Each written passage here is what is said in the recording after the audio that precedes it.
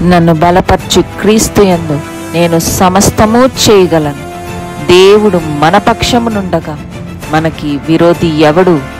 ఆమేన్, ఆమేన్. తీసుకుని పోయిరి. అప్పుడు ఉదయం ఆయన గనక వారు మైలు పడకుండా పస్కాను భుజింపవలెనని అధికార మందిరంలోనికి వెళ్ళలేదు. కావున పిలాతు బయట ఉన్న వారి వద్దకు వచ్చి, ఈ మనుషుని మీద మీరు ఏ నేరము మోపుచున్నారనను. అందుకు వారు, వీడు దుర్మార్గుడు కాని ఎడల వీనిని నీకు అప్పగించి ఉండమని అతనితో చెప్పిరి. పిలాతు, మీరు ఇతన్ని తీసుకుని పోయి మీ ధర్మశాస్త్రము చొప్పున అతనికి తీర్పు తీర్చుడనగా, యూదులు ఎవనికి మరణ శిక్ష విధించుటకు మాకు అధికారము లేదని ఆయనతో చెప్పిరి. అందువలన యేసు తాను ఎట్టి మరణం పొందబోవునో దానిని సూచించి చెప్పిన మాట నెరవేరెను. హల్లెలూయా. ఇక్కడ చూడండి, ఆయనను ఏదో రకంగా దుర్మార్గుడు అని వారు అక్కడ నిరూపించడానికి ప్రయత్నం చేస్తున్నారు. మనం వీటిని కొన్ని దినాలుగా చూస్తున్నాం. ధర్మశాస్త్రము చొప్పున మీరు వెళ్ళి ఆయనకు ఏ మరణశిక్ష వేస్తారో వేసుకోండి అని చెప్పి అప్పగిస్తే అప్పుడు వాళ్ళు ఒక మాట అంటున్నారు, ఏమని? మాకు ఆయనని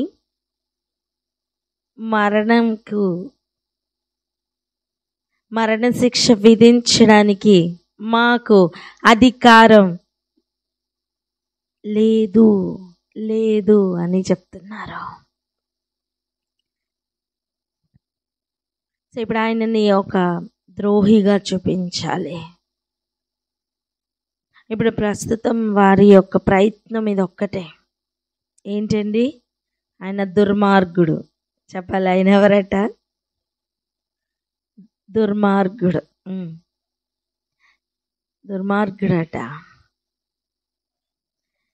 ఇక ఆయన మీద ఇలా నేరంలు మోపుతూ వెళ్తూ ఉన్న సమయం పిలాతు తిరిగి అధికార మందిరంలోనికి ప్రవేశించి యేసును పిలిచి ఇక అడుగుతూ ఉన్నాడు, యూదుల రాజు నువ్వేనా అయ్యా అని ఆయన అడిగితే అప్పుడు ఆయన చెప్తున్నారు, నీ అంతటి నువ్వే ఈ మాట అంటున్నావా, లేక ఇతరులు నీతో దీని గురించి చెప్పారా?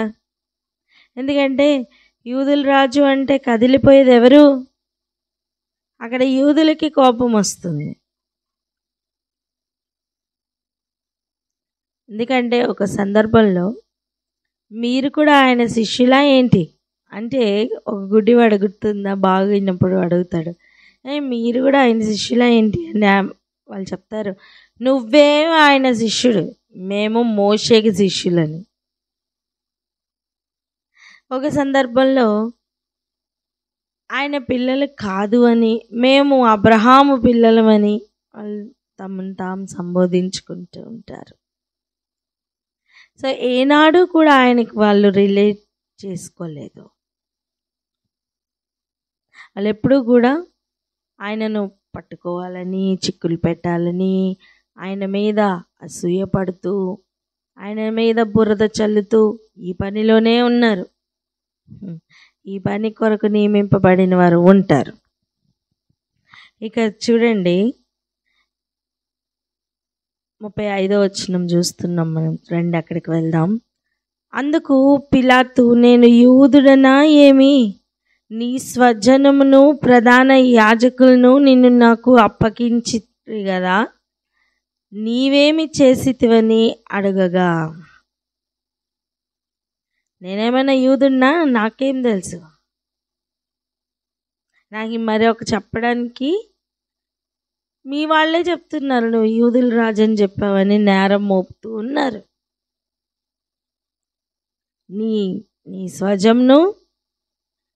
నీ స్వజనమును ఇంకా ఎవరు అప్పగించారు నాకు? ప్రధాన యాజకులను నిన్ను నాకు అప్పగించిరి. చెప్పాలి, ఆయన ఎవరు అప్పగించారు? ఆయన స్వజనం. చెప్పాలి, ఆయన స్వజనం అని చెప్పండి. ప్రధాన యాజకులను. నాకు ఈ మాట చదువుతున్న ప్రతి సమయం ప్రధాన యాజకుల మీద ఒక జాలి వేస్తుంది. ఎందుకంటే వాళ్ళు నియమింపబడిన పని ఏంటి, వాళ్ళు చేస్తున్న పని ఏంటి? సత్యము కొరకు నిలబడవలసిన వారు, ధర్మశాస్త్రం బోధించవలసిన వారు, దాని లోపల ఉన్న సంగతులు గుర్తుపట్టి దాని నెరవేర్పును కూడా గుర్తుపట్టవలసిన వారు గుడ్డివారై తిరుగుతున్న ఇటువంటి సమయం, విద్య లేని పామరులైన వారికి దేవుడు కన్నులు తెరచి ఎన్ని ప్రవచనాలు, ఎన్ని నెరవేర్పులు, ఇది ప్రవచనం, ఇదిగో నెరవేర్పు అని సూచిస్తూ తెలియచేస్తూ నడిపించారండి. ఆఖరికి ఈ ప్రధాన యాజకులు ఎలా ఉన్నారంటే, యేసు ప్రభువుని సిలువ వేసిన తర్వాత ఆయన మరణమును గురించి కూడా అబద్ధము పలికారు. ఆయన శవమును గురించి అబద్ధం పలికించారు. ఆయన తిరిగి పునరుద్ధానుడైతే అది కూడా వారు అబద్ధమునకు మార్చడానికి అధికమైన ద్రవ్యం ఇచ్చి అబద్ధం ఆడించి వచ్చి వారి శిష్యులు ఆయన శవమును ఎత్తుకుని వెళ్ళిపోయారని ఒక కొత్త కథను వారు అల్లారు. ఇంతటితో వాళ్ళ కష్టమేం ఆగల, ఇంకా ముందుకు చేరింది. ఎలా చేరిందో తెలుసా? పేతురు, యోహాను ఇటువంటి వారు మీరందరూ కూడా బలం పొందుకున్న తర్వాత, అర్థం ఆయనకు సాక్షులుగా ఉండడానికి భయం ఉన్న సమయంలో ఆయనకి సాక్షిగా ఉండడానికి బలం పొందుకున్న వారితో. ఎందుకంటే జస్ట్ ఆయనని అప్పగించిన రాత్రి గుర్తుందా? ఒక చిన్నది వచ్చి నువ్వు ఆ యేసుతో ఉన్నవాడివి కదా అంటే ఏమన్నాడండి? అవును అని చెప్పాడా? కాదు కాదు, నేనేమో ఆయనతో ఉన్నవాడిని కాదు, ఆయన ఎవరో నాకు తెలీదు. ఇక నన్ను నేను శపించుకోవడం ప్రారంభిస్తానని శపించుకుంటూ ఉన్నాడట. అంటే ఆయన నామమును ఒప్పుకొని ఆయనతో ఉన్నవాడని నేను చెప్పడానికి కూడా భయపడిన ఒక వ్యక్తిగా ఉన్నాడు పేతురు. అలాంటిది పరిశుద్ధాత్మతో నింపబడిన సమయం ఆయనకి సాక్షిగా ఉండడానికి బయలుదేరాడండి. ఎలా బయలుదేరుతున్నాడో తెలుసా? ఇదే యూదులు చంపుతారని భయం ఇప్పుడు లేదు. మరలా ఈ ప్రధాన యాజకుల్లో మరలా ఏ భయం లేదు, కనీసం ఒక మార్పు కూడా లేదు. అప్పుడు యేసుని చంపిన వారు ఇప్పుడు శిష్యుల్ని చంపడానికి కూడా బయలుదేరుతూనే ఉన్నారు. గద్దిస్తున్నారు, తిడుతున్నారు, ఖండిస్తున్నారు. దేనికి పరిచారకులుగా నియమింపబడ్డారు, దేని కొరకు పరిచారకులుగా పనిచేస్తున్నారు. అదే ఆ విషయమై కొంచెం బాధ అనిపిస్తుంది. నియమింపబడిన పనిలో ఉంటే ఎంత బాగుంటుంది చెప్పండి అన్నమాట.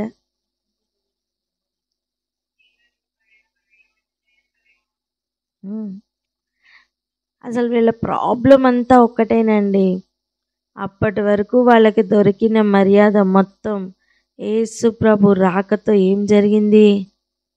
డైవర్ట్ అయింది. ఆయన తట్టు తిరిగింది. ఆయన అధికారంతో బోధిస్తున్నారు. ఇంతవరకు వీళ్ళ బోధలన్నీ కూడా ఇప్పుడు వట్టివైపోయాయి.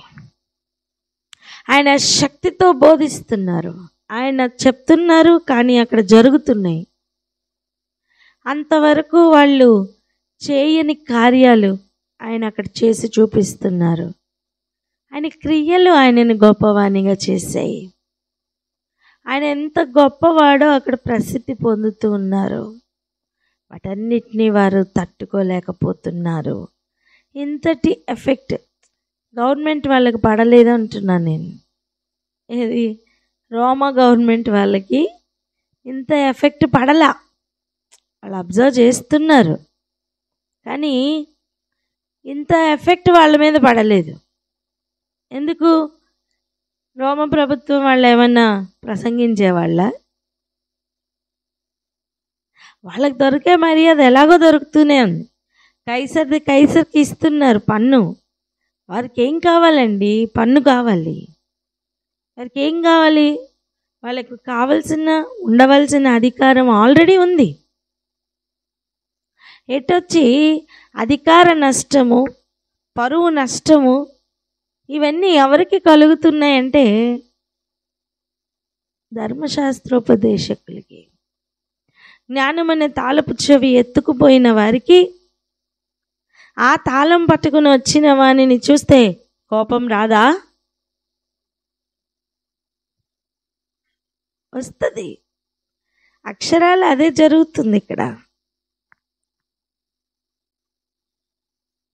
అందుకే ఇప్పుడు ఇలా అంటున్నాడేమని, నీ స్వజనమును ప్రధాన యాజకులను నిన్ను నాకు అప్పగించిరి కదా,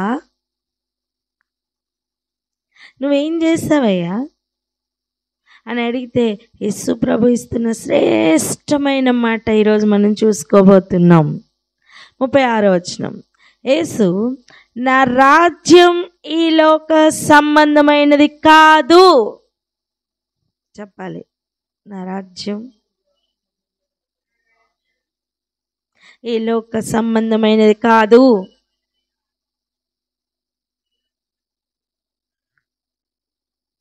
ఎన్నిసార్లు చెప్తూ వచ్చారండి యేసు ప్రభు ఈ మాట.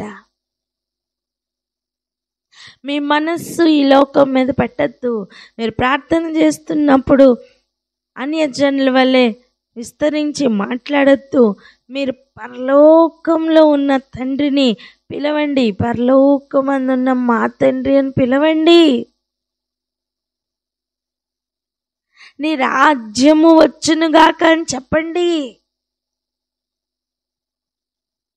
అని చెప్పుతూ ఆయన ఎన్ని విషయాలు నేర్పించారు. నేను నా తండ్రి వద్ద వినిన సంగతులే మీకు చెప్తున్నాను, నేను చూసినవే మీకు చెప్తున్నాను. నేను ఒకవేళ అక్కడ లేకపోతే మీతో నేను చెప్పి ఉండలేదు. ఎన్నెన్ని విషయాలు ప్రభు చెప్పడానికి ప్రయత్నం చేశారు. వీరికి గ్రహింపు రాలేదు. మరి బాధంతా కూడా ఈ లోక సంబంధమే. ఒక మాట చెప్పనా, ప్రకృతి సంబంధి అయిన వాడు ఆత్మ సంబంధులకి ఎప్పుడూ విరోధంగానే ఉంటాడు. ఎలా అండి? ప్రకృతి సంబంధి అయిన వాడు చెప్పాలి, ఆత్మ సంబంధి అయిన వాడికి ఎప్పుడు విరోధమే, ఎప్పుడు విరోధమే.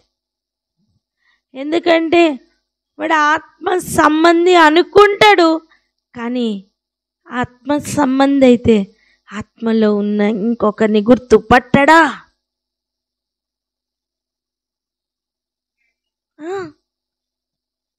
ప్రభు క్లియర్గా చెప్తున్నారు, నా రాజ్యము ఈ లోక సంబంధమైన అసలు కానే కాదు.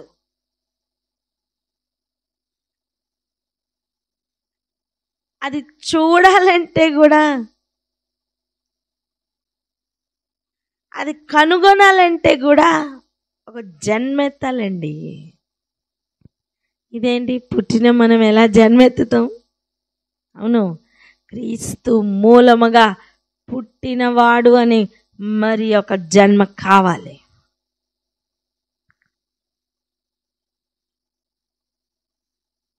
ఏదేమైనా యేసు ప్రభు వారు అక్కడ అట్టర్ చేస్తున్న ఆ మాటలు కొంచెం ధ్యానిద్దాం. నా రాజ్యం ఈ లోక సంబంధమైనది కాదు. నా రాజ్యం ఈ లోక సంబంధమైనది అయితే నేను యూదులకు అప్పగింపబడకుండునట్లు నా సేవకులు పోరాడుదురు గాని నా రాజ్యం ఇహ సంబంధమైనది కాదు అనెను. ఒకవేళ నా రాజ్యం గనక ఈ లోక సంబంధమైనదైతే నాకున్న సేవకులు చాలు పోరాడడానికి. ఆయనకున్న సేవకులు ఎటువంటి వారు చెప్పండి? హల్లెలూయా.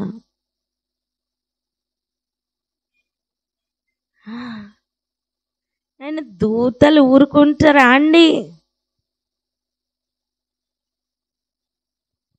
దీర్ఘశాంతము వహిస్తున్నది దేనికో తెలుసా? భూమి మీదను పరలోకమందును ఎవ్రీ ఏరియాలో సర్వ అధికారాలు అధికారపూర్వకంగా పొందుకోవడానికి, సర్వ హక్కులు అధికారపూర్వకంగా పొందుకోవడానికి. అమ్మా, వధింపబడిన గొర్రెపిల్ల వెళ్తున్న మార్గం ఇది.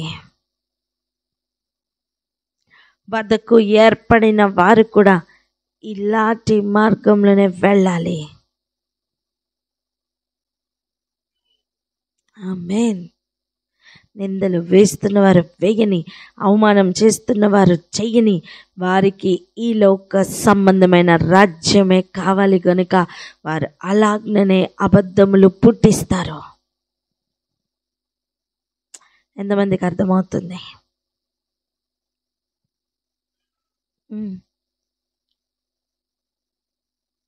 నువ్వు ఈ లోక సంబంధమైన రాజ్యం కొరకు నిలబడద్దు. నువ్వు ఆయన రాజ్యం కొరకు నిలబడు. నువ్వు ఈ లోకపు ఆచారాల కోసం నిలబడకు. ఆయన రాజ్యం కోసం నిలబడు. ఆయన రాజ్యం యొక్క చట్టం, నీతి ఏమిటో వెతుకు. మొదట ఆయన నీతిని, రాజ్యమును. అందుకే ఆయన వెతకమన్నారు. క్షయమైన దాని మీద కాకుండా అక్షయమైన దాన్ని వెతకమని అందుకే నేర్పించారు. అంచెలంచెలుగా డీప్ సబ్జెక్ట్లోనికి ఆయన మానవ జాతిని తీసుకుని వెళ్ళారు. ఆయన బోధ ప్రారంభం నుంచి గమనించండి.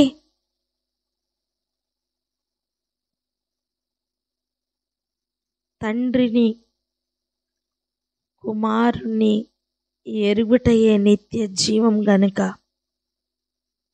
తండ్రిని ప్రత్యక్షపరిచే పనిలో మాత్రమే ఆయన ఉన్నారు. ఆయన చేస్తున్న క్రియల్ని బట్టైనా ఆయన రాజ్యం ఈ లోక సంబంధమైన రాజ్యమునకు సంబంధించింది కాదు అని గుర్తుపట్టాలి.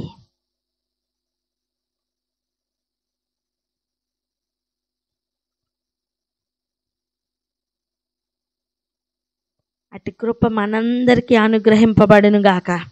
అట్టి కృప ఈ మాటలు వింటున్న ప్రతి ఒక్కరికి అనుగ్రహింపబడును గాక.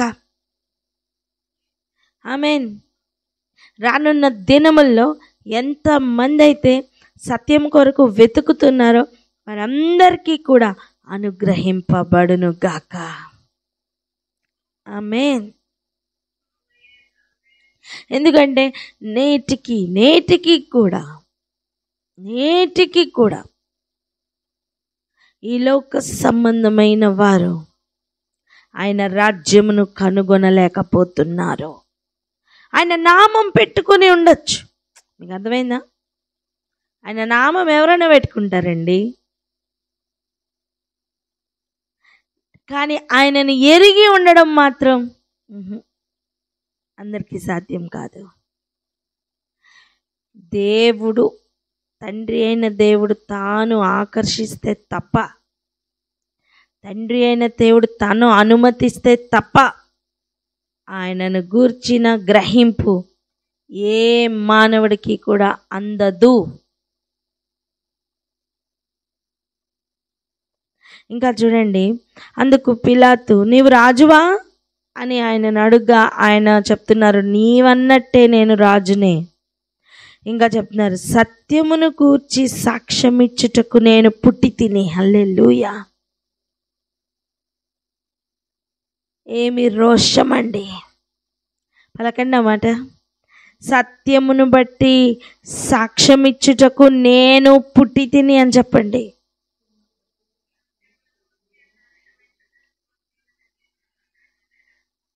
హల్లెలూయా. ఇప్పుడు క్రీస్తును మూలముగా పుట్టి ఇక ఆత్మతో ఆత్మ మూలముగాను పుట్టినప్పుడు ఇక వీళ్ళ పరిస్థితులు పూర్తిగా మారిపోయి అవేనండి అపోస్తల కార్యాలు. అపోస్తల కార్యాలు అంటే ఏంటి? అపోస్తలు ఎలా కదిలారో, ఏం చేశారో రాస్తే వివరిస్తే ఆ పుస్తకం, ఆ గ్రంథం పేరు అపోస్తల కార్యాలు. ఇరుకులో, ఇబ్బందిలో, ఇక్కడి నుంచి బయటికి రాలేని బంధకాల్లో, చెరసాలల్లో ఉండిపోయినప్పుడు వేరొక ఊరికి, వేరొక పట్టణానికి కొన్ని మాటలు రాసి పంపిస్తే అవేనండి ఈరోజు మనం చదువుకుంటున్న పత్రికలు. సాధారణంగా ఏమి చాలా సొఫిస్టికేటెడ్గా ఏం జరగలే అప్పుడు పరిచర్య. ఆయన నామం వ్యాపించడం అనేది నార్మల్గా ఏం జరగలా. ఇరుకులో, ఇబ్బందిలో, కష్టంలో, కరువులో, అసలు భయంకరమైన పరిస్థితుల్లో, చావు ముందుంటే, చావు తరుముతుంటే అలాంటి ఏరియాలో ఆయన పరిచర్య సాగింది.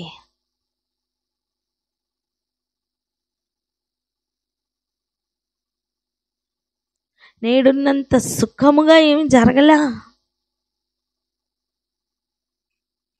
ఆయన నామం ఒప్పుకోవాలంటే ప్రాణాలకు తెగించిన వారే ఒప్పుకునేవారండి.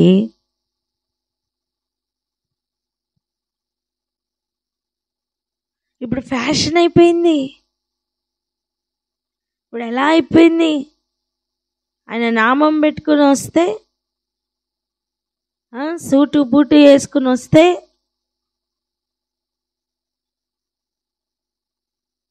అదొక ప్రొఫెషన్ కాదు.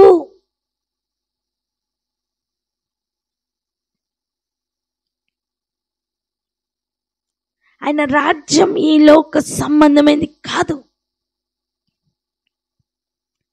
ఎవరైనా ఈ లోక సంబంధమైన దానికి ఆపాదిస్తే అయ్యో అది కాదు. రెండవది, ఆయన సత్యమును బట్టి సాక్ష్యం ఇవ్వడానికి వచ్చారట.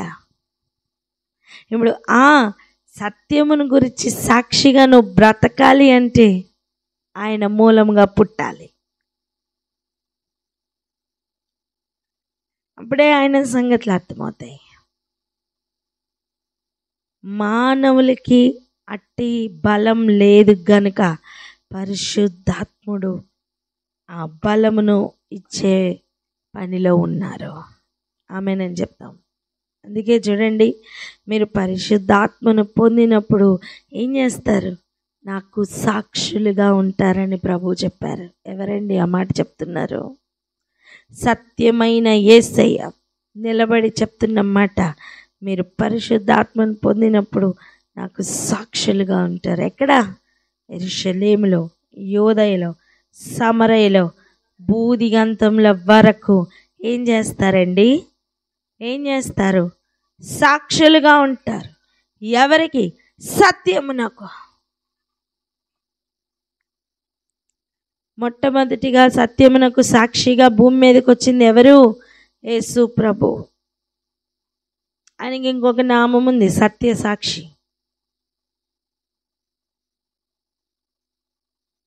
నువ్వు ఆయన వారసుడుగా, ఆయన వారసురాలిగా బయటికి రావాలి అంటే నువ్వేం చేయాలి కదా? నువ్వు కూడా సత్యమునకు సాక్షిగా ఉండాలి, అబద్ధమునకు కాదు. లోకం అబద్ధమునకు సాక్షిగా నిలబడుతుంది. ఈ లోక సంబంధమైన వారు అబద్ధ సాక్షులు పుట్టిస్తారు. కానీ సత్యము కొరకు నిలబడుతున్న వారు సత్యమునకు సాక్షులుగా ఉంటారు. వారి మాట ముందొకటి వెనకొకటి ఉండదండి.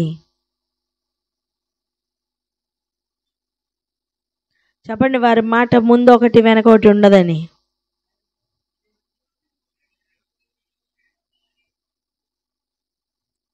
అవునంటే అవును, కాదంటే కాదు.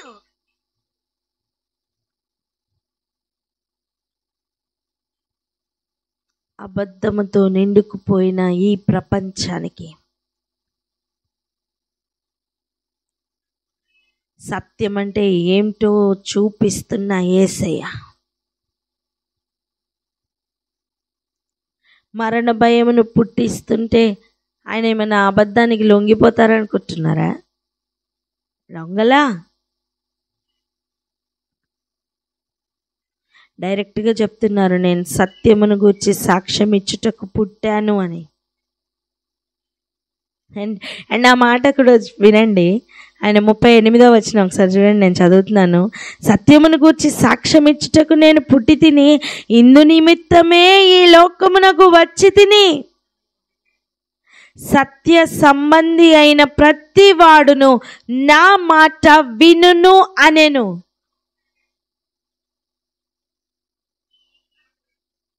అందుకు పిలాతు అడుగుతున్నాడు, సత్యం అనగా ఏమిటి?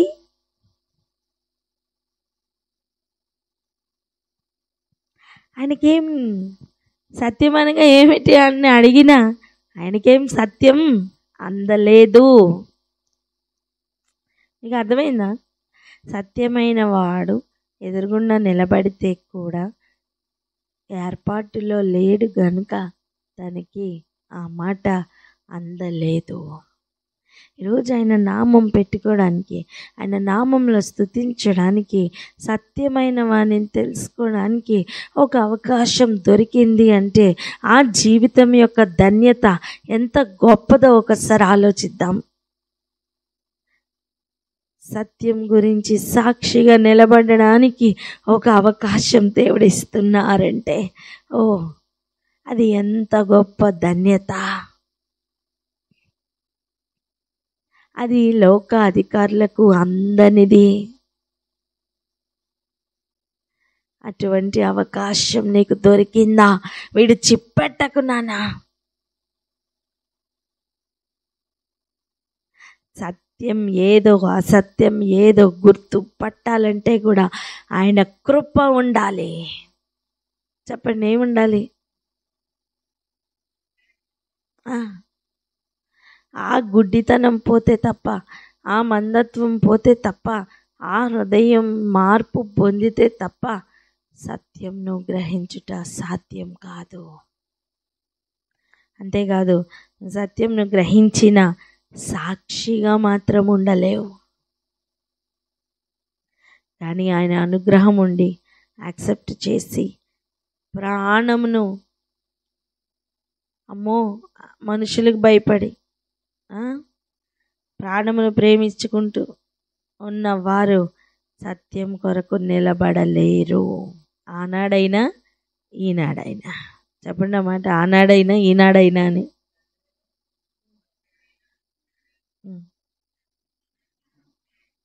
ఆనాడైనా ఈనాడైనా పోరాటం పెరిగింది తప్ప తగ్గలేదండి. సత్యం యొక్క వేడి సెగ పెరిగింది కానీ తగ్గలేదు. అబద్ధం నేను పరిపాలిస్తున్నాను అనుకుంటుందేమో కానీ లేదు. సత్యమును గురించిన సాక్ష్యం వెల్లడి అయింది. ఆమేన్. ఒక్క మాట చెప్పనివ్వండి, ప్రార్థనలోకి వెళ్దాం. మరి సత్యమే వెల్లడి అయినప్పుడు ఎందుకండి అందరు నమ్మలేకపోతున్నారు?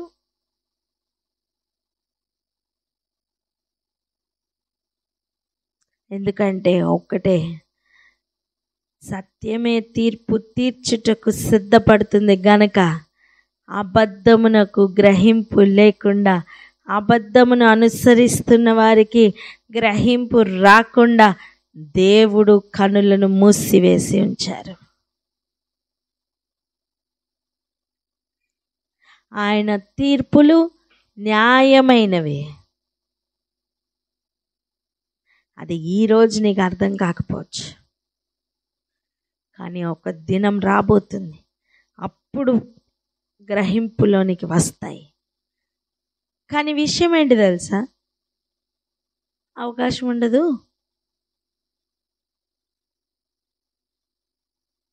అవకాశం ఉండదు.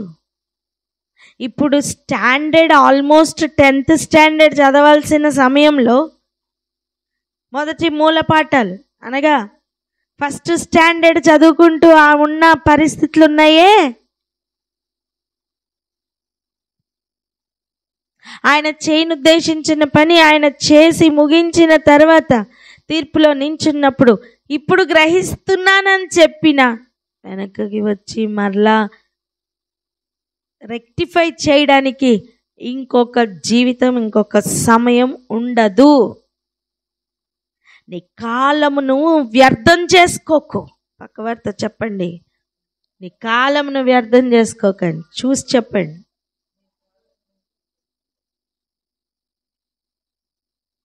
ఈ ఉన్న సమయమునే సద్వినియోగపరచుకోవాలి.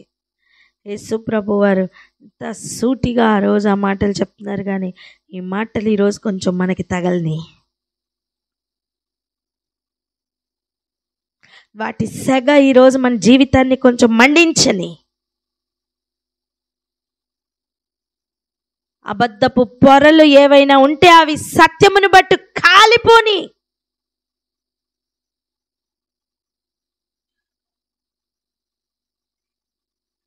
ఈ లోక సంబంధులకు ఆయన రాజ్యం అర్థం కాదండి.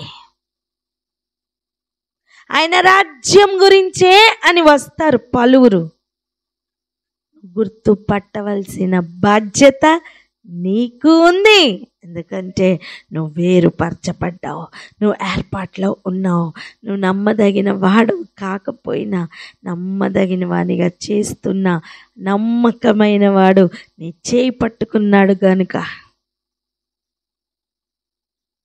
అబద్ధ పొరలన్నీ కాలిపోని నానా. సత్యం యొక్క సెగ అధికమవని. పక్కవారితో చెప్పండి, సత్యం యొక్క సెగ అధికమవని అని.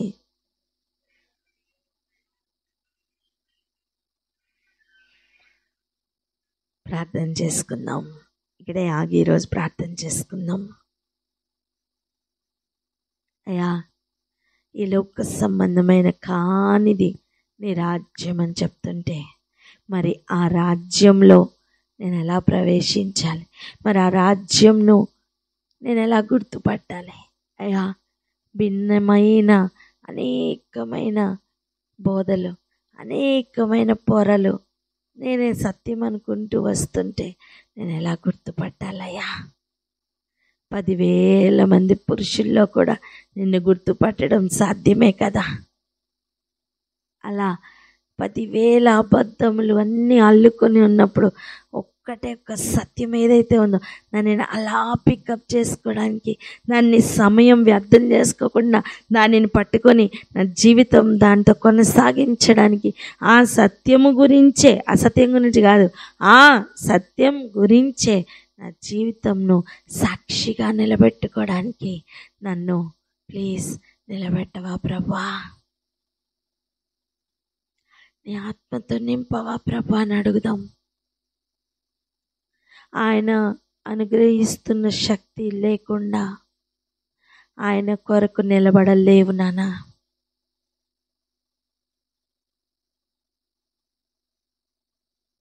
లోకమును జయించిన వానిని అనుసరించాలి అంటే నువ్వు కూడా లోకమును జయించాలి. ప్రార్థన చేసుకుందాం అక్క.